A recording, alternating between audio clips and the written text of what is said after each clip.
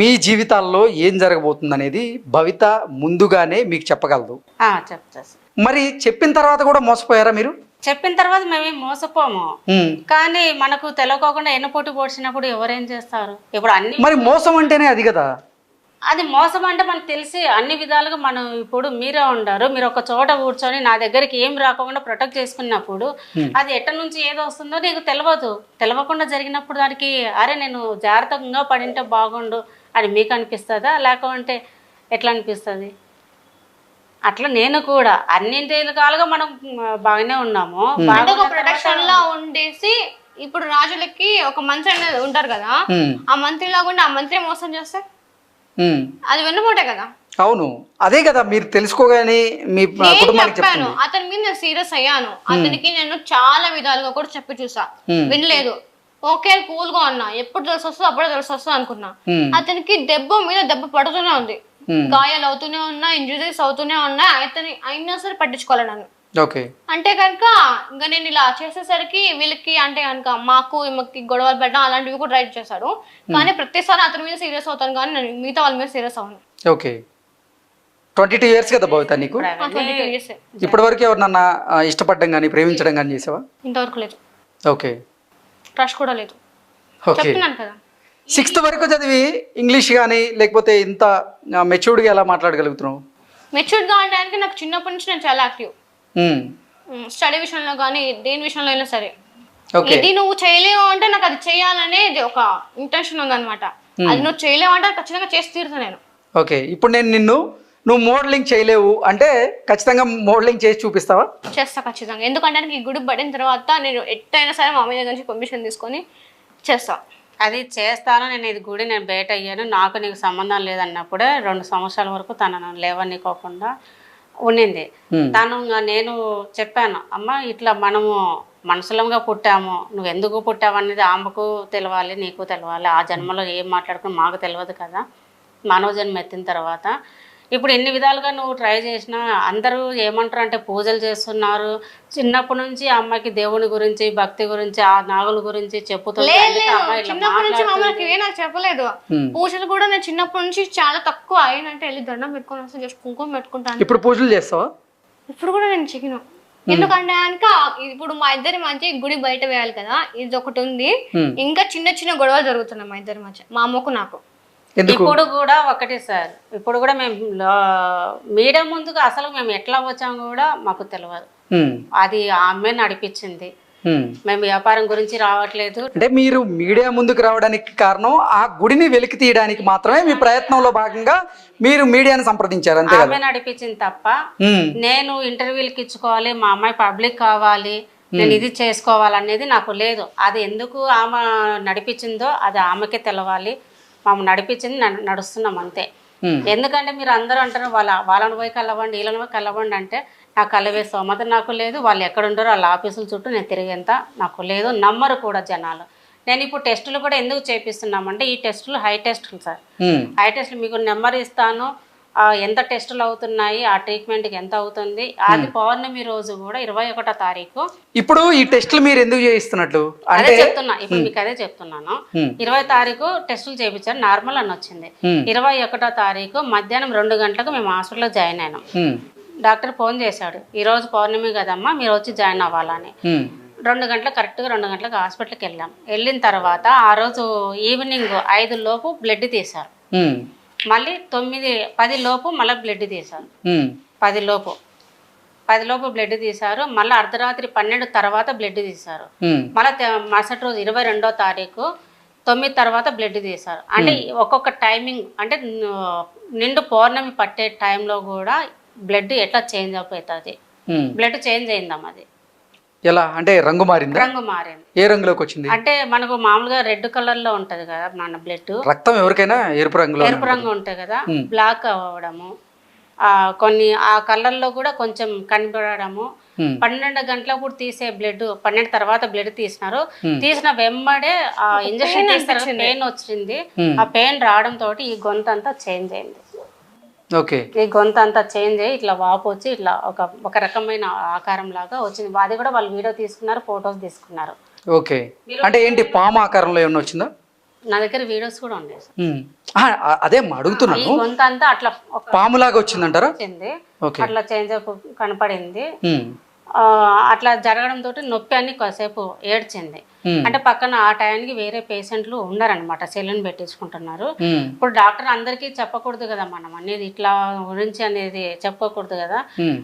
ఇప్పుడు తన రక్తం ఎరుపు రంగులో ఉందా లేదంటే నల్ల రంగులో ఉందా? రంగులోనే ఉంటది. ఇప్పుడు ఆ రోజు మాత్రమే అలా జరిగింది. ఇప్పుడు 20వ తారీఖు తీసినప్పుడు ఏం లేదు, నార్మల్ గానే ఉండింది. 21వ తారీఖు తీసినప్పుడు మాత్రమే వాళ్ళు ఎందుకు తీసారంటే కలర్ చేంజ్ అవుతుందా, లేదంటే నిండు పౌర్ణమి పట్టే టైంలో తను మన బ్లడ్ లో ఏమైనా చేంజెస్ కలుగుతాయా అంటే వాళ్ళు ఏంటంటే డిఎన్ఏతో కూడా టెస్ట్ చేస్తున్నారు. ఓకే. అంటే ఏ డిఎన్ఏకు టెస్ట్ అమ్మాయి మ్యాచ్ అవుతుంది, అందులో విషం ఉందా, లేదంటే తను ఏంటి, ఈ స్కిన్ ఊడిపోతుంది కదా, ఈ ఊడిపోయేదానికి కుబుసమే వస్తుందా, లేదంటే సంథింగ్ పౌర్ణానికి ఇట్లా వస్తుందా, మార్పులు ఏమైనా జరుగుతున్నాయి అనేది. అంటే కుబుసాన్ని చూసారు కదా మీరు, పాము కుబుసాన్ని చూసారా ఎప్పుడన్నా? డాక్టర్లు చూసారండి. ఓకే. కాదండి, నేను అడిగేది ఏంటంటే పాము కుబుసాన్ని బయట మీరు చూసారా? పాములు విడిచినప్పుడు కుబుసం వస్తుంది కదా, సేమ్ అలాగే ఉందా లేదంటే డిఫరెన్స్ ఉందా? అట్లా వస్తుంది తనకు ఊడిపోయేటప్పుడు. ఇప్పుడు ఒక చెప్తాను, పాముకి తన పాముగా ఉంటది కాబట్టి ఒక్కటేసారి లేయర్ మొత్తం తీసేసుకుంటది. నేను మనిషి రూపంగా ఉన్నా కాబట్టి నాకు చిన్న చిన్నగా ఊడిపోతుంది. అంటే ఇప్పుడు మనకు ఏదన్నా శరీరం మొత్తం వస్తుందా అలా? మొత్తం టోటల్ బాడీ అంతా వస్తుంది. ఓకే, బాడీ అంతా వస్తుంది. మీరు అంటే ఏదైనా మంచం మేము పడుకున్నప్పుడు కానీ ఆ బెడ్షీట్ కి ఆ పొలుసులు అంటుకోవడం ఇలా ఉంటుందా? మీకు వీడియో కూడా డాక్టర్ హాస్పిటల్లోనే వీడియో తీసుకున్నాడు, డాక్టర్ తీసుకున్నాడు. ప్లస్ మనం ఎవరైతే రిపోర్టర్ ఉంటారు కదా, బ్లడ్ అతను కూడా వీడియో తీసుకున్నాడు, ఫొటోస్ తీసుకున్నాడు. నాదంతా మరి రక్తం నల్లగా ఉంటే వారు షాక్ అవ్వలేదా మరి? అంటే వాళ్ళు ఇంకా గమనించలేదు, టైం బట్టి వాళ్ళు తీసుకున్నారు. వాళ్ళు టైం బట్టి నేను చూస్తూనే ఉన్నాను. నేను అన్నా అంత బ్లడ్ చేంజ్ అయింది అంటే అవును అన్నాడు. ఇంకా దాని గురించి మన డిస్కషన్, ఎందుకంటే రిపోర్ట్లు తెలుస్తుంది మనకు. అది టెస్ట్ ఎందుకు చేస్తున్నారంటే ఈ అమ్మాయిలో ప్రతి రిపోర్టు ఆయన డాక్టర్ చూశాడు. తను పర్సనల్గా ఒక 1 అవర్ వరకు నన్ను బయట పక్కన దూరంగా పెట్టి వాళ్ళ క్యాబిన్లోనే పాపను కూర్చోబెట్టుకొని మనం ఏమైతే అడగాల్సిన అన్ని క్వశ్చన్స్ అడిగాడు, రాసుకున్నాడు సారు. ఓకే, అన్నీ రాసుకున్నాడు. అంటే ఒక డాక్టర్ స్టడీ చేసేటప్పుడు రాసుకోవాలి కదా అన్ని. అవును. సుహాసిని గారు, ఒక చిన్న డౌట్ నాకు, మహిళలకి మళ్ళీ భవితకు కూడా నెలసరి వస్తుందా శరీరంలో, లేదా ఇతర మార్పులు ఏమైనా ఉన్నాయా? వస్తాయండి. ఓకే, వస్తాయి, దానికి ప్రాబ్లం ఏం లేదు. అన్ని డాక్టర్ మాట్లాడాడు, తను ఒక డాక్యుమెంట్ రెడీ చేసుకుంటున్నాడు. ఈ రిపోర్ట్స్ వచ్చిన తర్వాత ఫస్ట్ 20వ తారీఖు చేసిన టెస్ట్లలో అన్నిటిలో నార్మల్, ఒక్కటన్నా దొరుకుతుందేమో దాన్ని బట్టి టెస్టులు చేయొచ్చు అనుకున్నాడు. ట్రీట్మెంట్ స్టార్ట్ చేయొచ్చు, లేదంటే మెడిసిన్ పెడదాం అనుకున్నాడు. ఆ 19 టెస్టుల్లో అంటేలో నార్మల్. ఆ రిపోర్ట్స్ కూడా మీకు పంపిస్తాను. ఓకే, హార్మోన్స్ ఉత్పత్తి కూడా అంత బాగానే ఉంది, ప్రతిదీ నార్మల్ గా ఉంది.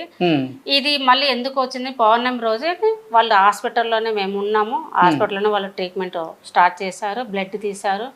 ఆయన మటుకు డాక్టర్ అసలుకు పడుకొని కూడా పడుకోలే. మా ఇట్లా హాల్ ఇది ఉంటది కదా, ఎదురుగానే ఇట్లా రూమ్ ఉంది ఆయన క్యాబిన్లోకి ఎదురుగానే కూర్చొని ఉంటాడు ఆయన. భవిత ఒక డాక్టర్ దగ్గరికి వెళ్ళి తన గతం గురించి చెప్తే ఆవిడ భవిత నాటకాలు ఆడుతుందంటూ కమెంట్ చేసింది కదా. ఒకసారి కూడా మా టెస్ట్లకు వెళ్ళాము, రిపోర్ట్స్ వచ్చినాయి, ఎంఆర్ఐ స్కానింగ్ కావచ్చు, టెస్టులు, బ్లడ్ టెస్టులు కానీ వెన్నపూసకు నీరు తీసి అదే హాస్పిటల్లో చేపించాం. మరి ఆ డాక్టర్కి మీరు అసలు పున్నమి రోజు ఇలా తెల్లగా పొడలాగా వస్తుంది కదా సార్. ఇప్పుడు ఒక విషయం, ఇప్పుడు మీరు కూర్చున్నారు, నేను వచ్చి కూర్చున్నా, మీరు ఒక డాక్టర్, నా రిపోర్ట్ తీసుకొచ్చి మీకు చూపించిన, చూసింది అన్ని నార్మల్ ఉన్నాయి, ఏం లేవు, ఆ పెయిన్స్ ఉంది కదా, బ్యాక్ పెయిన్ ఉంది కదా, ఏదో టాబ్లెట్ రాపిస్తున్నా 5 రోజులు వాడండి అంటే, మేడం చిన్నప్పుడు ఇలా ఉందంటే అమ్మాయి చిన్నప్పుడు చదువుకోవడానికి ఇంట్రెస్ట్ లేక అమ్మాయి అబద్ధాలు ఆడింది అంతే. నేను ఇంకా ఏం మాట్లాడలేదు సార్. నేను ఇంకా సెకండ్ 5 నిమిషాలు కూడా నేను అక్కడ కూర్చోలే. ఓకే, మెడిసిన్ రాసి ఇచ్చింది, ఆ మెడిసిన్ తీసుకున్నా వచ్చేసిన ఇంకంతే. మరి భవిత తండ్రి భవిత సిచ్యువేషన్ చూసి ఆయన భయపడిన దాఖలాలు ఏం లేవా? ఎవరేం భయపడే సిచ్యువేషన్లు ఎవరికేం లేదు, భయపడలేదు. అందరూ మా నాన్న కూడా తను ఎలా ఉన్నా నా మనవరాలే. 9 మాసాలు మోసి మీరు కన్నారు తన్ని, మంచి లక్షణాలు నా అబ్బాయికి ఇచ్చి పెళ్లి చేయాలి, మీకైతే కొన్ని ఆశలు ఉంటాయి లేవా? ఎవరికైనా ఉంటాయండి. ఇప్పుడు ఒక ఆడపిల్ల అన్న తర్వాత ఎవరికైనా ఉంటాయి. కానీ కొన్ని విషయాలు బయట పడినప్పుడు దాని గురించి మనం మొత్తం ఆలోచన చేసుకోవాలి కదా. అంటే ఇప్పుడు ఏంటి, మీరు భవితకి పెళ్లి చేయరా? అది సిచ్యువేషన్ బట్టి పెళ్లి జరగాలనుకునే టయానికి జరుగుతుందా లేదా అన్నది అది వాళ్ళకు తెలియదు. ఇప్పుడు జాతకం ప్రకారం కూడా అమ్మాయికి మ్యారేజ్ తక్కువ అని చెప్పారు. ఓకే, మ్యారేజ్ తక్కువ అమ్మాయి జాతకం ప్రకారము. ఎవరైనా ఇది నేను జాతకం కూడా ఒక వ్యక్తి చూడలేదు. ఏ నక్షత్రం తంది చూపించారు. అవి చెప్పకూడదు సార్, ఓకే మనం చెప్పకూడదు. అవన్నీ నక్షత్రాలు కానీ రాసులు కానీ మీడియా ముందర మనం చెప్పకూడదు. ఓకే, ఎందుకంటే కొన్ని చెడు ఫలితాలు ఉంటాయి కాబట్టి అవన్నీ జరుగుతున్నాయి కాబట్టి మనం చెప్పాం. ఓకే, సో తనంతటా తానే వచ్చి మీ దగ్గరికి నేను పెళ్లి చేసుకుంటాను పలానా వ్యక్తిని అని చెప్తే పెళ్లి చేస్తారు తప్పితే మీరైతే ఆ ప్రయత్నం చేయరు? ప్రయత్నం చేయము. ఓకే, ఎందుకంటే ఆ ఆజ్ఞ ఇప్పుడు నేను ప్రతిదీ ఆ పాప గురించి నేను చాలా ఆలోచించాను. డైవర్ట్ చేయడానికి పాప నా దగ్గరకు వచ్చి అమ్మ నాకు ఈ విజువల్స్ కనిపిస్తున్నాయి, నన్ను రమ్మంటున్నాను, నేను వెళ్ళాలి, నువ్వే నన్ను నమ్మట్లేదు నన్ను అని నా మీద కూడా కోపడిన రోజు. ఇప్పుడు తను ఒక మనిషిగా పుట్టారు, తనకి కొన్ని కోరికలు ఉంటాయి. మరి మీరు వివాహం చేయకపోతే తనకి పిల్లలు కావాలనుకుంటారు. అయ్యో నాకు అలాంటి కోరికలు ఏమి లేవు. ఓకే, ఇప్పుడు ఇప్పుడు అబ్బాయికైనా అమ్మాయికైనా ఇష్టం లేదు మనం పెళ్లి చేయం కదా. తన అమ్మ నేను మనస్ఫూర్తిగా ఈ అబ్బాయి నేను నాకు కనపడే వ్యక్తి ఈ అబ్బాయి, లేదు నేను ఈ అబ్బాయిని నేను చేసుకుంటా అంటే మేము చేస్తాం. దాంతో మేము అమ్మాయి ఇష్టం లేని మేము ముందడుగు వేయం. భవిత, మీకు అసలు పెళ్లి చేసుకోవాలని కానీ పిల్లల్ని కనాలని కానీ ఇటువంటి కోరికలు అసలు రావా? నాకు అలాంటివి ఇప్పుడేం లేవు. ఏంటంటే ఆ మనిషి వచ్చినప్పుడు ఆ మనిషికి నాకు మధ్య ఏంటి కనుక ఈ మంత్రగా నిల్చోన్నాను ఆ విగ్రహాలకి ఆ మనిషికి నాకు. ఎందుకంటే నేను తప్ప అతను తప్ప కొన్ని అతను నేను ఇద్దరం కలిసి ఉంటాయి కానీ డోర్స్ ఓపెన్ అవ్వవు. ఓకే, అంటే ఇప్పుడు ఆ గుడిని ఓపెన్ చేయాలన్నా కానీ నేను ఉండాలి.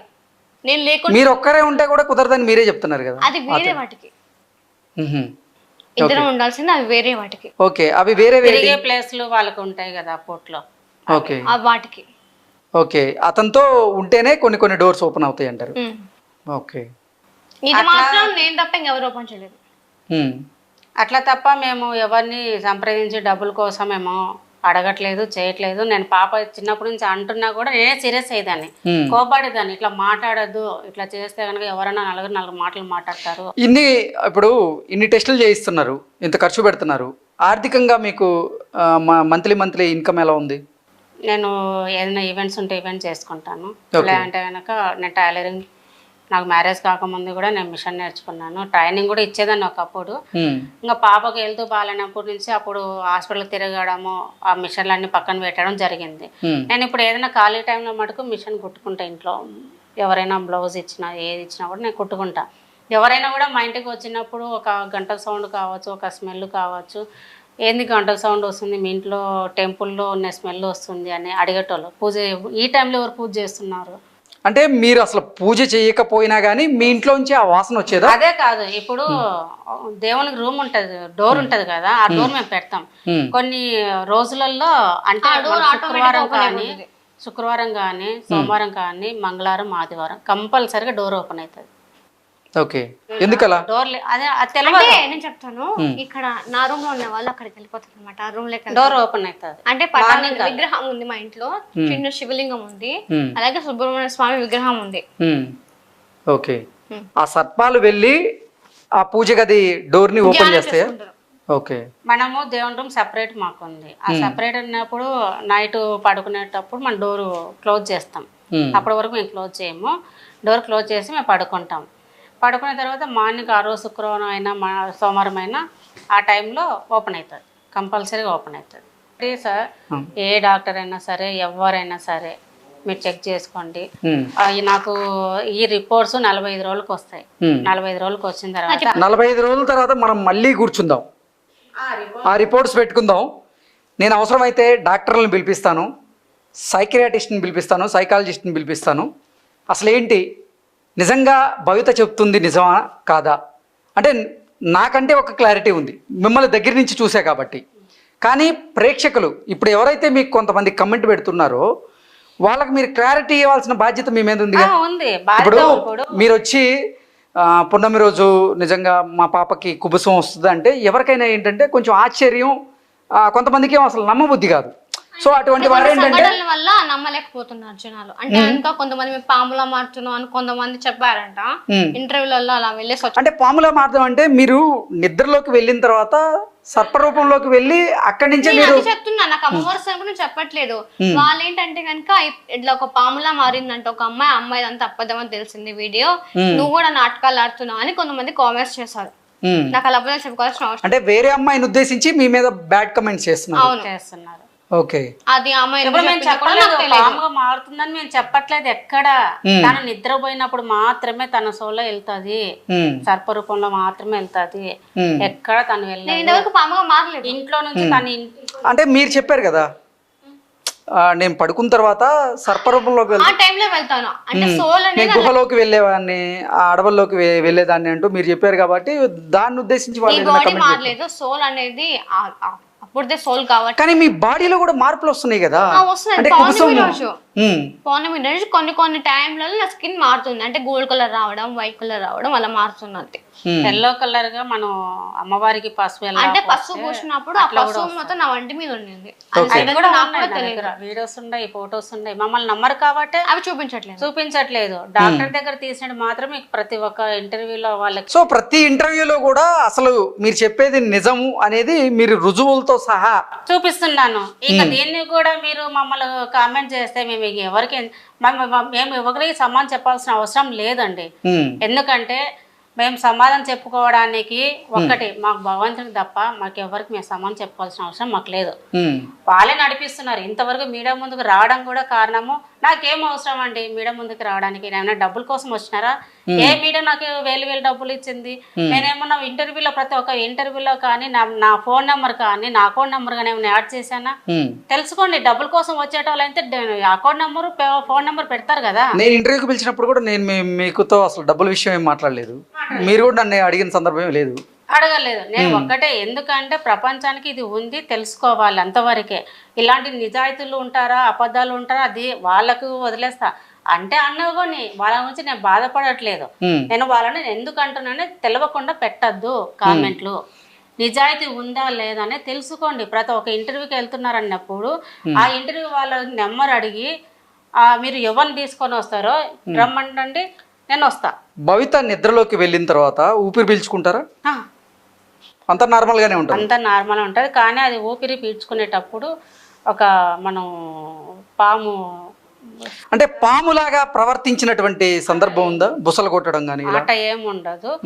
తను నిద్రపోయి తను వెళ్ళేప్పుడు మాత్రమే ఆ బుసలాగా సౌండ్ వస్తుంది. ఓకే. అంతే. తను నాగలోకంలోకి వెళ్ళేటప్పుడు మాత్రం బుస కొట్టినట్లు సౌండ్ వస్తుందంట. తను నిద్రపోయిన అప్పుడు అంటే ప్రతిరోజు వస్తుంది అలా రాదు. తను అక్కడ ఎవరితో కోపంతో గొడవ పడినప్పుడు కానీ అప్పుడు నాకు బుస సౌండ్ వస్తుంది. అంటే బుస కొడతారు. అంటే కోపంలో వాళ్ళ మీద నేను దాడి చేసేటప్పుడు, నా మీద దాడి చేసేటప్పుడు నాకు గాయాలు అవుతాయి కదా, అవి నా ఒంటి మీద ఇప్పుడు చాలా సార్లు కడుపు మీద వాపులా. అందుకే నేను స్కానింగ్ చేయించాను. ఆ స్కానింగ్ అందుకే నేను చేయించింది. స్టమక్ మీద క్లాట్ అయింది. డాక్టర్ దగ్గరికి వెళ్ళినప్పుడు నా బ్యాగ్ అంతా నాకు కూడా అప్పుడు క్లాట్స్ ఉన్నాయి, నాకు కూడా తెలియదు. చూసి చెక్ చేసినప్పుడు బ్యాగ్ మొత్తం నీకు క్లాట్స్ ఉన్నాయని చెప్పారు. అంటే కొట్టుకునేటప్పుడు మేము దాడి చేసుకునేటప్పుడు నాకు గాయాలయ్యాయి. ఇంకొకటి వచ్చేసి నేను ఇలా చేస్తాను, నాకు నచ్చినట్టే నేను ఉంటానన్నప్పుడు నాకు శిక్ష వేశారు అంతే.